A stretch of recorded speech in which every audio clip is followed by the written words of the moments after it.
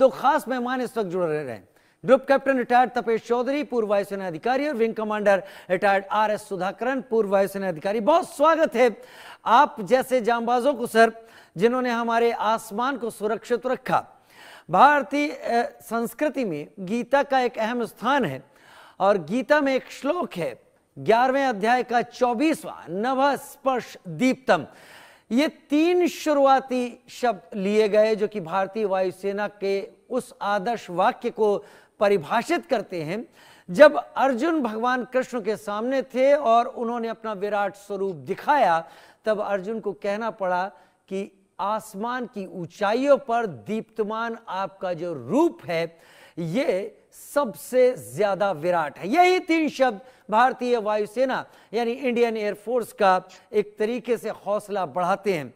मैं शुरुआत wing commander retired R S. Sudhakaran आपको और ग्रुप कैप्टन तपेश चौधरी, आप दोनों को सैल्यूट करते हुए करूंगा, क्योंकि हम लोग अब उस दौर में हैं जब हमारी सुरक्षा सबसे पहले एयरफोर्स करती है।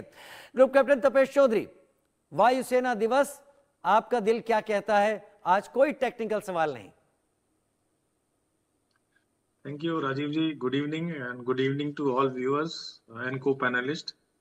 आपके चैनल के माध्यम से आपको और हमारे देश के सभी लोगों को इस वायुसेना दिवस की बहुत बहुत बधाइयाँ। बहुत बहुत शुभकामनाएं। और मैं ये उम्मीद करता हूँ कि एयरफोर्स हमारी जैसे हमने ऑपरेशन सिंदूर में कमाल दिखाया था, ऐसे ही और आगे फ्यूचर में कमाल दिखाए और ग्रो करती रहे।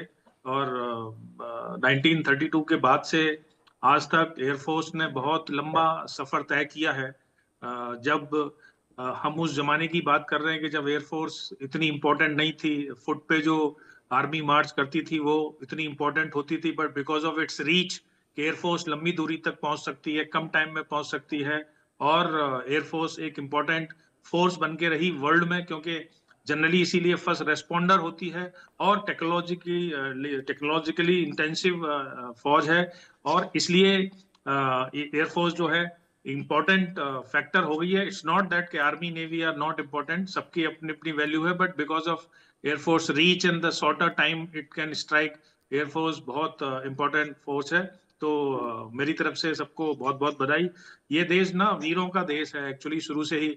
अगर आप पुरानी हिस्ट्री भी उठा के देखेंगे तो शायद हमने कभी ही कोई वॉर हारा होगा वीरता में कमी की वजह से, सिर्फ जयचंदों और कुछ गद्दारों की वजह से किसी ने हारा होगा।